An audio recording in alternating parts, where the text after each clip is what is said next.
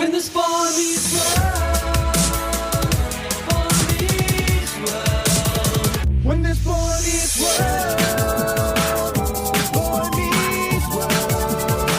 When the road that we call life, what we're doing, get to know our friends will always. When this boy meets world. What up, bros? What up, bros? And welcome to Bra Meets World. What up, bro? Meets world. Your End of the World podcast. Yeah. Welcome back. This is episode 70. I'm your boy Tony Coitus. And I'm Siege. I gotta say, it's looking a little cray-cray out there, ain't it? You know what, guys? When me and Siege finished up season 3, we were like, you know what? Life's been kind of crazy. There's a lot going on right now. Why don't we just take a little bit of a break, pump the gears a bit, and then come back once we're well rested? And then life was like, you know what? We're just going to shut everything down. So here's all the time to watch Boy Meets World, to record podcasts. We'll give it to you. And it's been great. This seemed very much like a really good time. As we were saying, I believe quite a few of our listeners who are listening to this, the time it comes out, would be under lockdown due to this coronavirus COVID-19 situation. And I felt like there was no better time than now to reach out to our bros, our Boy Meets World fans, across the world. Yeah. And just let you know that we're in there with you. And we too are binging. So, and it seems just like with all the craziness on the news right now, we could all use a little bit of Mr. Feeney's wisdom to tackle some of life's problems. And guys, I am so excited to announce that we have made it to season 4. Siege, I've been talking about this since we started this. I'm so pumped to dive into it and to get your thoughts on season 4 because it's my absolute favorite season of television ever. I have to agree. I was looking at this episode and I was really, really excited. Like from the moment the new theme song drops and we got new theme song. Corey running down the stairs and jumping into the car with Eric, I cannot tell you the smile that I had on my face. I was just like, this is the Boy Meets World I remember. This is like, I am just ear to ear smiles. I am so in love with what's going on. I think with this theme song specifically, too, this was the one that Disney used the most. I think that they had like the college years and this one, and they didn't do any of the other ones when they would re-air them all in like through the 2000s and things like that. So I think this theme song is more well known to most people of Boy Meets World. Absolutely. But I also, I just remember like TGI. Like I remember, I think this is the time where I was like entering middle school or something, you know, so like my mind was just really recording these things a little bit better. Things were a little bit more crisp, and I definitely remember this theme song, and it was a great bit of nostalgia. And as you said, right now we could use a little bit of nostalgia. It's so interesting, too, because this episode, the theme song is like them driving, and then we cut straight to them from a road trip.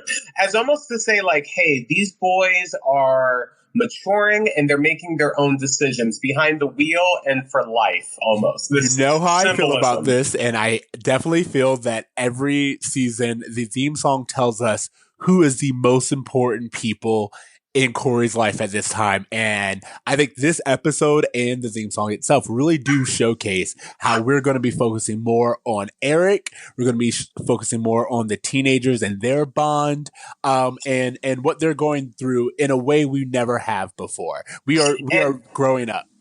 And it's interesting because the teachers and the parents are there, but they're not there. They're kind of like these guiding figures in the opening theme song, and also as the season plays out, we kind of see that same thing going on. Let's just jump into the episode. I'm super excited to talk about it. Yeah. You want to do the tell me about it? Yeah, sure. Tell me about it, because the world's about to end. I'm really proud of you. This is season 4, episode 1, You Can Go Home Again. Nearing the end of last season's summer road trip, Corey agrees to a final pit stop without realizing that Eric intends to make it a permanent one because he feels there's nothing there for him to go back home to. In a B storyline, after winning a company award, Alan considers whether or not he's really happy with his current job as a supermarket manager. Which again, very relevant considering the times. It's so interesting watching him just being like, "Oh, I'm just a grocery store man," and now I'm like, I feel like the news is putting grocery store people and doctors in the same category. I mean, they are. Like, it's crazy. I've gone out a few times this week, and it was always to the grocery store, you know, and like I try to take time to talk to the people who are working at the stores and be like, "How are you doing? How's your day?" Just kind of reminding them that they're not just like tools or machines. They're humans and they're people, and they are doing a really great service. So on a more personal note, I've mentioned this before. My dad in real life has the same dad as Corey's on the show, in the sense that he is a manager at a grocery store.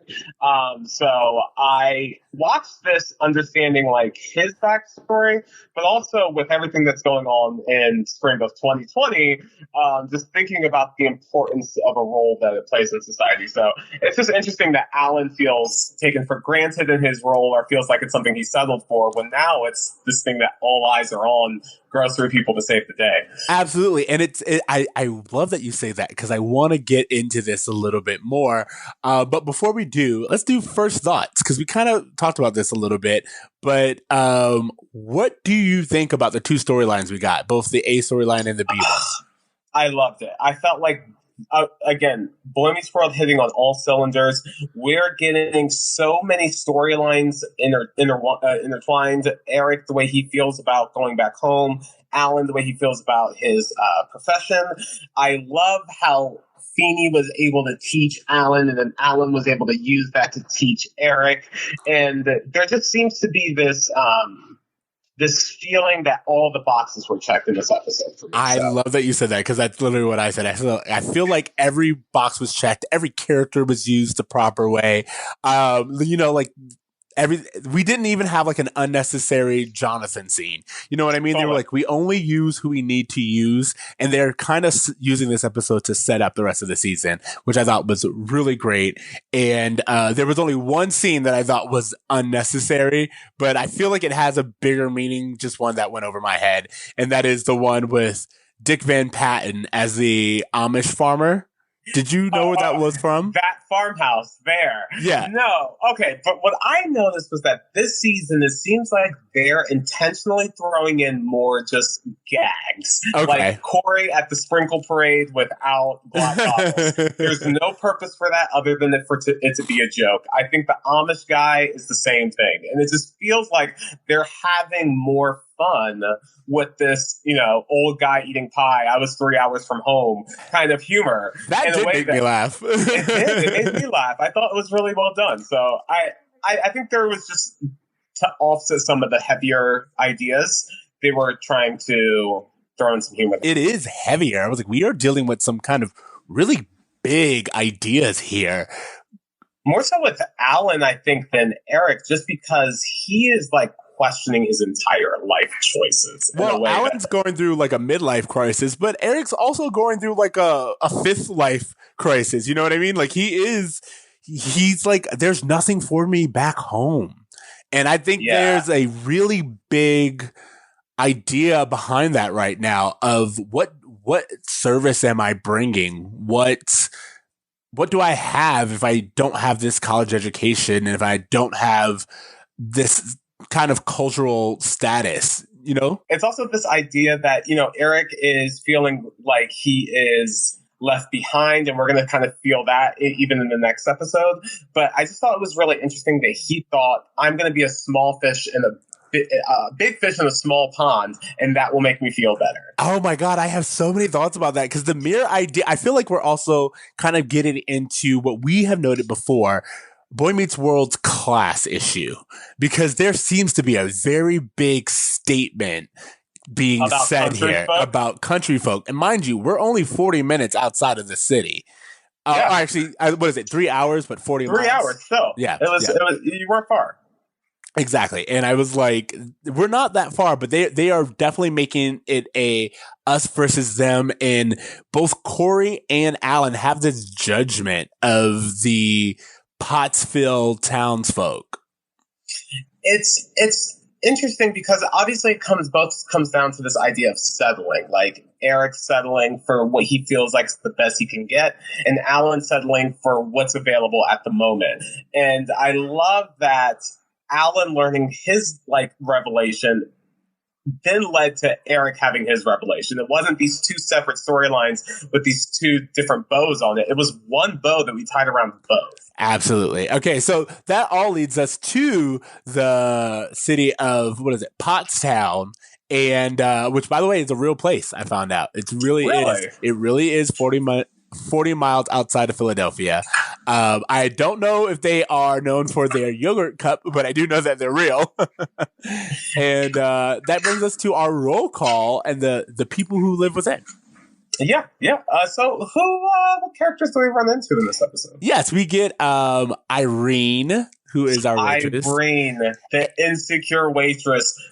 No one's ever told me I was pretty before. Oh my! Who is this woman? We know. I thought maybe you found someone more interesting and ran away. Yes, I was like, we are saying a lot about Irene. Not only is she insecure, she needs a hug from her dad. She has been dating nothing but fuckboys, apparently. The mere fact that Eric's still there after their date makes her like, oh, I thought you would have left already. It's like, what is going on with this girl? It's funny that they assume that because he's from the city, he's educated and he has all these options. And she says the way you talk makes me think you're smart. Which again, it's like there's something like you would think they are in like a third world country, and Eric's using big words, and they're just like, "Oh, you're so educated." It's pretty crazy. And also, not to shit on Eric's idea, but Eric was like, hey, you could save your town just by putting up a bunch of marketing for your pie. And in my mind, just being into marketing, I'm like, it doesn't seem like they have the budget for something like that, Eric. It feels like they're way past the point of signs at this point. But they thought of it as like the most brilliant idea they've ever heard. Well, I thought it's important because it does show something we know, which is that Eric does have skills. They're just ones that aren't immediately rewarded. You know what I mean? Like Eric doesn't have the patience for school, so to speak. So because of that, he's dismissed. But I do think that Eric being able to look at the real world and be like, I saw all of these signs in different places, and noting the power of marketing and how it got him to want to try, the chili or whatever, and using that to kind of promote what makes this town special. I do think that there's something there. I do think that it's to illustrate that Eric has more going for him than he understands, and it's valued by people who don't see Eric in the same way that I'll say even his town sees Eric. Totally. As you were saying, like kind of big fish, small pond. But I do also think that there is merit to not limiting yourself to being just that big fish in a small pond. Have you ever seen the Jim Carrey movie called The Majestic, in which he wakes up with asthma in this town that everyone recognizes him as someone else, and he just leans into it? No. Okay, it's one of Jim Carrey's more dramatic works. I have a question. You said asthma. Did you mean amnesia? Amnesia. I'm so sorry. Yes. I was like, he woke up with asthma?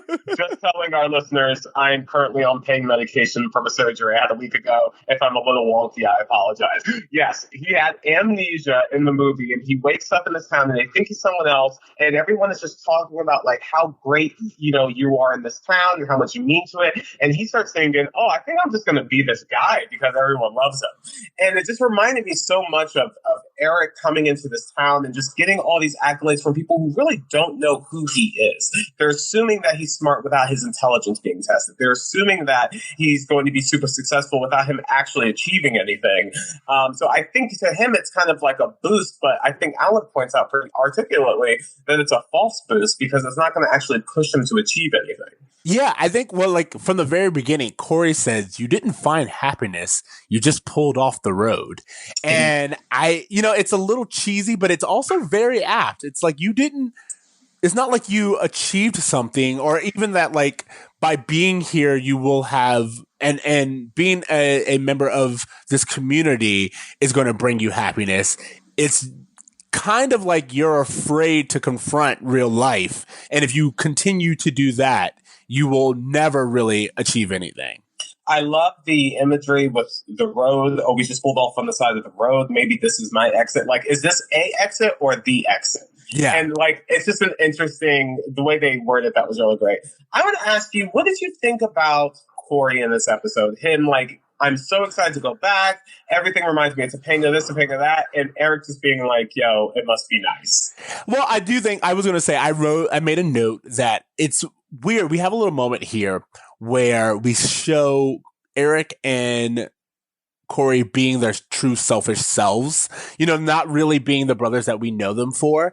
And there's that idea where Eric's like, well, you're just going to have to take the bus home. And I was like, that's kind of rude. But then for Corey to be like, actually, I'm just going to take the car. I was like, well, that's even worse because that's Eric's car. So it's like, neither of you are being good. Neither of you are being considerate. And neither of you are taking the time to really like think, oh, this person's going through something. Like, I do feel like this would have been a great moment for Corey to step up and been like, clearly Eric's going through something and I'm calling dad here so he can kind of talk some sense into Eric. But it really is just framed as Corey called Alan to pick him up.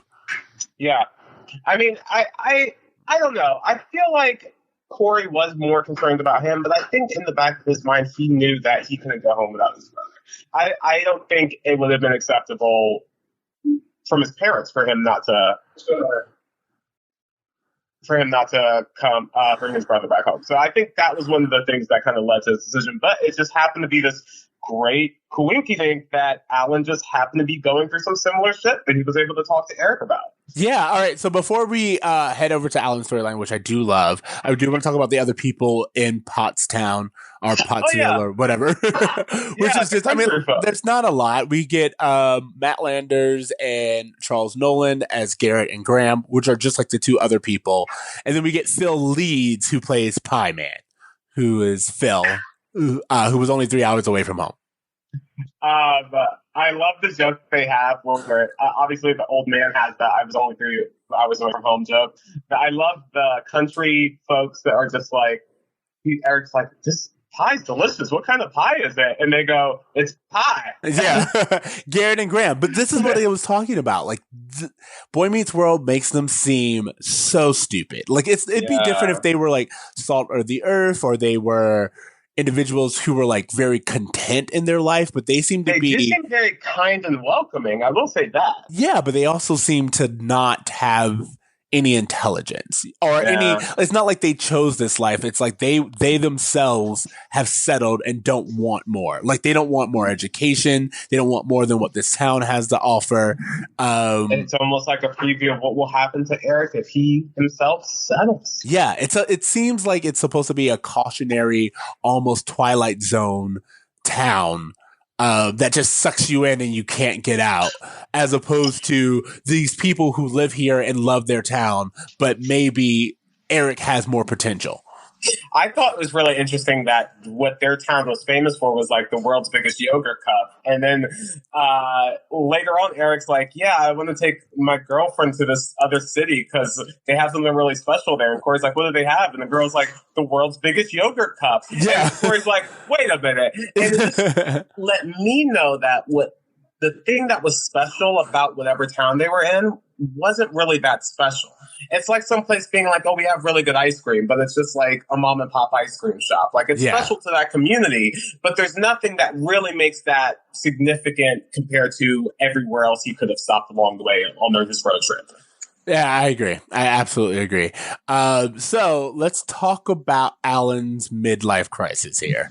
I think this is super interesting. I think that this is a return to some of the better things that we liked about season one, getting the family involved. I love that Alan and Amy kind of have the storyline almost on their own. This is, I think, the first time in a while that we've seen them kind of figure some stuff out. I love that, this whole what you do is who you are. Or like what you do for a living is what you are, but not who you are. However they quoted that, I love it. And I think that was such like a cool way to wrap up the show by Alan realizing that most of what he is a good father and husband. Absolutely. So it was interesting to me because, first of all, right off the bat, Alan is very irritable. He seems to be very irritable. I mean, and he's even like treating Sean. I don't know. We kind of go back and forth with how Alan feels about Corey's friends because at one moment, Sean is like, he seems to understand Sean's plight and want to be there for him and be the surrogate family. But in another moment, he's very much like, I don't want my son's friend who I know lives in a less fortunate neighborhood and environment and who is telling me that he doesn't have clean water to bathe in my house. So, you know, it He just also seems has Sean also has a great joke where he talks about him and his dad eating the free samples, and Alan's like, "You eating cheese and turkey with your own toothpicks is not free samples." And what I like about that is that we kind of get a hint that Sean and his dad have been getting along pretty well over the season. yeah, this is what I'm talking about. Like I'm That one line, yeah. yeah, for me, this is what I mean. It feels like Alan should be celebrating these things, and instead, he's painted as just like this old crotchety man. And I was like, Alan does seem more irritable than even the Alan we usually know. So I don't know. I feel like there has to be so much love between Sean and Alan for Sean just to come over and be like, "Hey guys, I'm gonna take a hot bath." again, I think Corey is not here yet. I think gonna it take says a bath. lot that Sean completely ignored the warning and then still took the bath. You know what I mean? Because as we remember from the Monkeys episode last season, Alan upgraded their bath to a jacuzzi. So I understand Ooh. Sean's Ooh, temptation yeah, for what to that's jump right. back in. And I love the "you're wearing my robe, hey, I'm naked under here." Yeah. 15-year-old says he's naked. The crowd cheers. Because wait, we went a little ahead, but I have no problem doing that right now. We are definitely in an older season. The teens are all starting to look like they're older. I was like, both Topanga and Sean and even Corey, they clearly look older than they And ever They looked in a definitely while. like pass as teenagers, not kids anymore. Like there's no Absolutely. distinction. Like it's not even close. Yeah. Absolutely. And then it's really funny considering like you're right, the crowd woos, but like he looks old enough to where wooing seems acceptable. Yeah, it's kind of like this. Like I don't know if this is cool or not thing, but let's just go with it. Yeah, absolutely. But with Alan, one of the things that you were brought up that him going through this whole thing and questioning whether or not he should, whether or not he has settled or he's done anything. First of all, I don't like how he starts it off, which is like, "I blame you." He doesn't say, "Hey, I'm He like, immediately questioning." blames. He he's immediately like, blames Amy. if I didn't have this wife or these stupid kids to feed, I would never have had to do this job, which is just the best attitude to have towards your life choices. Yeah, he goes, "I was a bad boy who just didn't have the sense to leave." And I was like, "That's your problem. Did you say bad boy or bag boy? He said bad boy.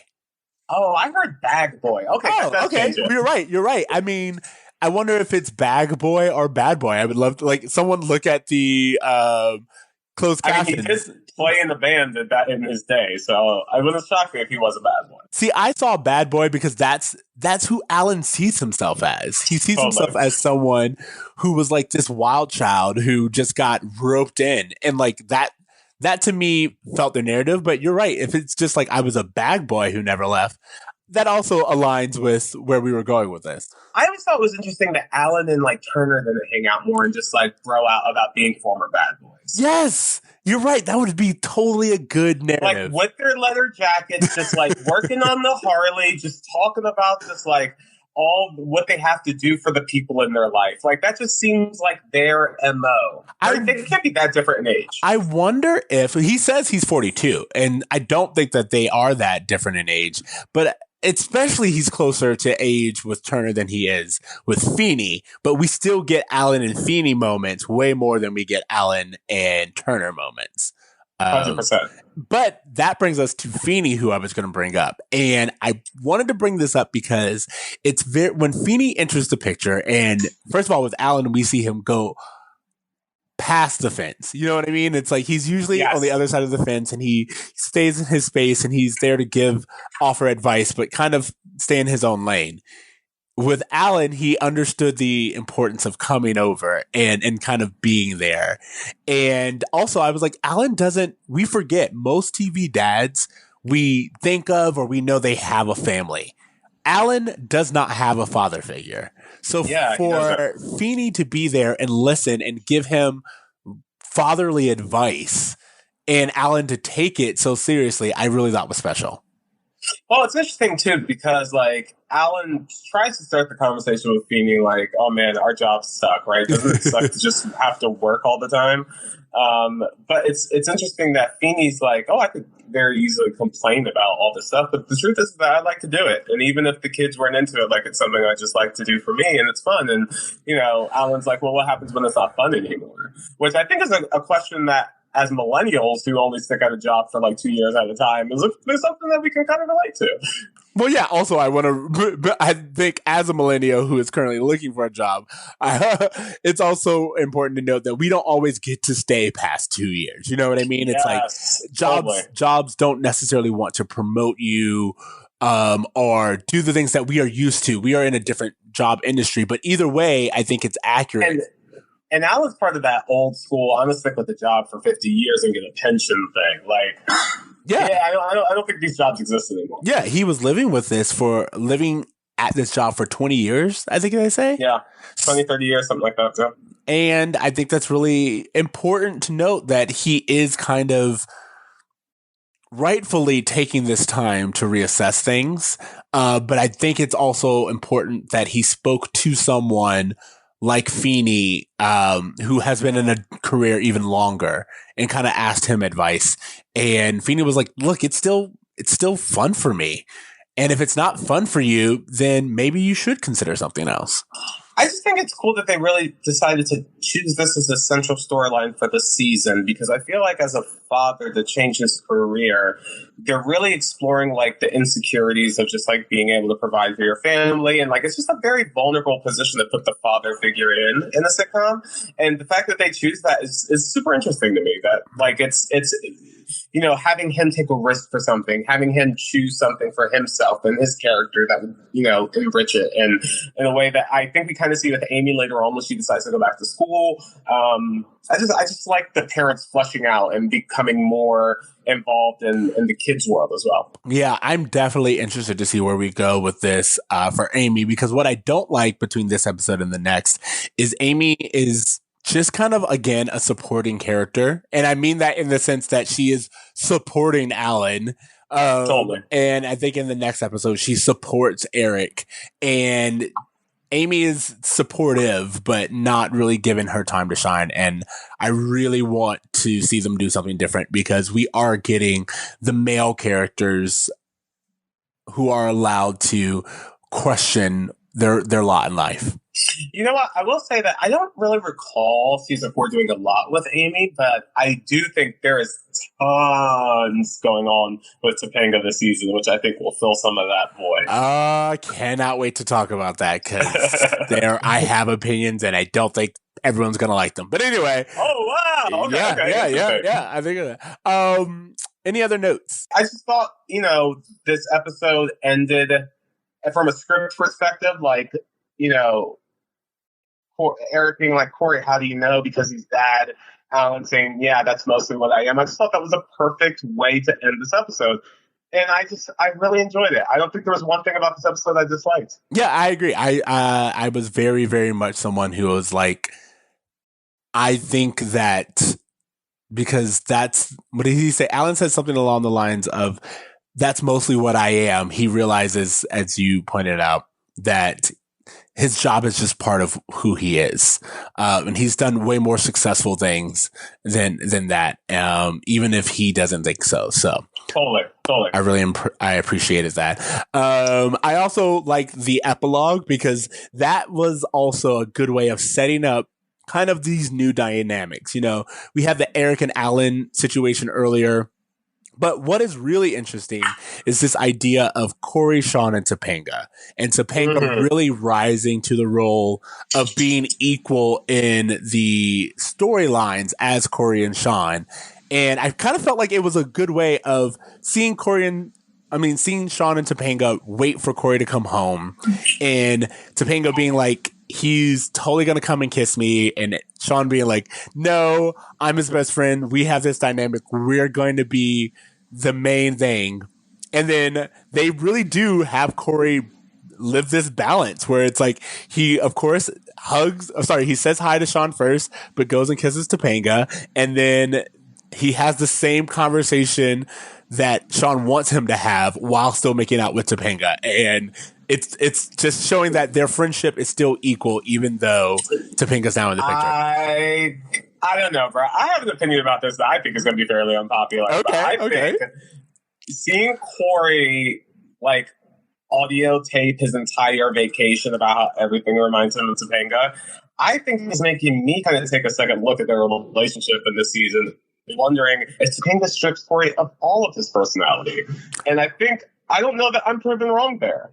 Oh, well, no, here's the thing. I do not disagree with that. I think I am not as much of a fan of the Corey Topanga pairing as I think we were as kids. Yeah, because I just thought he was a cool, interesting kid when he was just figuring things out in the first season. And I just want to see what that kid's up to, not what, the other half of Topanga is up to. I agree, but my point was that they kind of show them, the three of them, on equal footing. Sure. They literally do make it a point to say that Corey's not going to abandon Sean, and he's not going to ignore his girlfriend either. It's a Harry, Hermione, Ron setup. Absolutely, and that's what we're doing moving forward. Totally. So yeah, okay. What grade did you give this episode? I am giving this a B.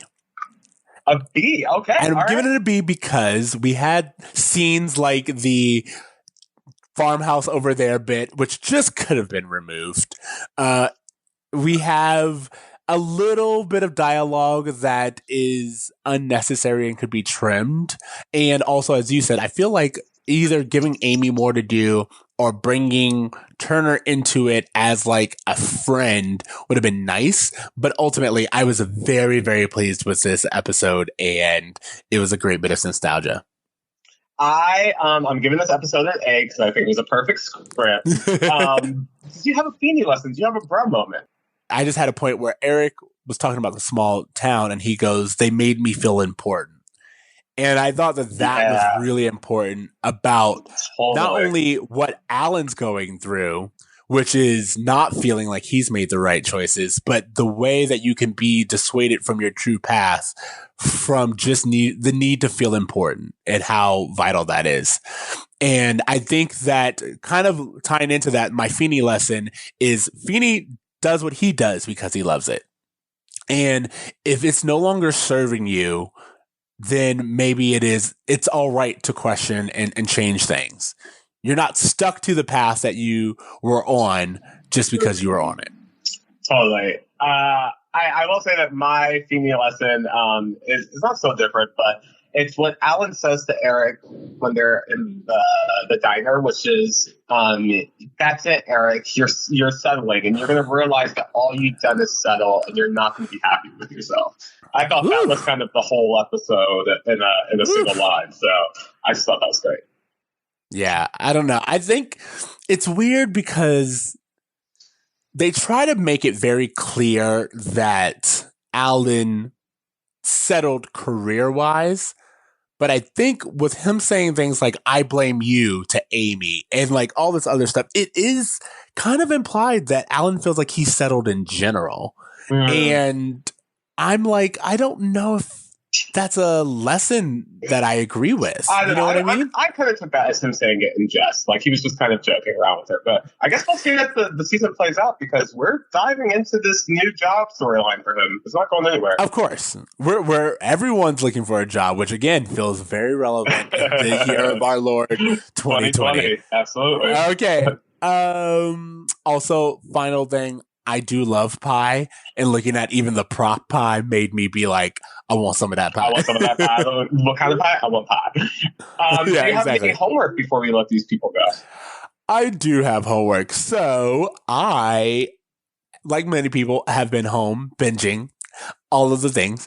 And I watched the Hillary mini docuseries on Hulu. How'd you like it? And I did like it. I'm not gonna lie, depending on where you fall in the political spectrum, it can get a little propagandy at times. It's clearly made in the light of being pro Hillary, but I think just in general, it's important to see the contribution she has made to the world, to America, and for women. I think it is insane to think about what she had to put up with, and just like this is before her own political career, but just looking at like where she came from and how she influenced the American political game. And I just thought it was very, very inspiring. And also it's a little bit of wishful thinking, kind of what could have been thing, seeing something like this during a crisis such as Corona quarantine. So I suggest everyone go see that. And that's also a beautiful segue into my homework. I just want to say, because I've been rewatching Walking Dead. I'm trying to get tips. I'm trying to survive. I'm dead serious. We started with season 1. The show is great. I feel like I have a perfect roadmap for how to handle this life. I'm ready for it. I'm loving it because I cannot think of anything more you and I watched a political documentary and you were like, Walking Dead. I gotta learn. I love it. All right. Is that everything? I think that's it, guys. We want to thank you for sticking with us as we are entering this quarantine podcasting. If you guys have any thoughts or comments you want to share with us, please share with us on all of our social media. Stay safe, wash your hands. What am I forgetting, CJ? Yeah, just make sure that you leave us a rating. You can also message us at bromeetsworld@gmail.com or reach out to us at bromeetsworld on Twitter, Facebook, Instagram, all of the places. You can find me on Twitter at Extra Siege. That's XTRACEEJ. Oh, you can find me on Instagram at @braverme, at .braver.me. And yeah, be safe out there, guys. The world's ending. Remember to dream, try, and wash your hands. And wash your hands. Later, bros.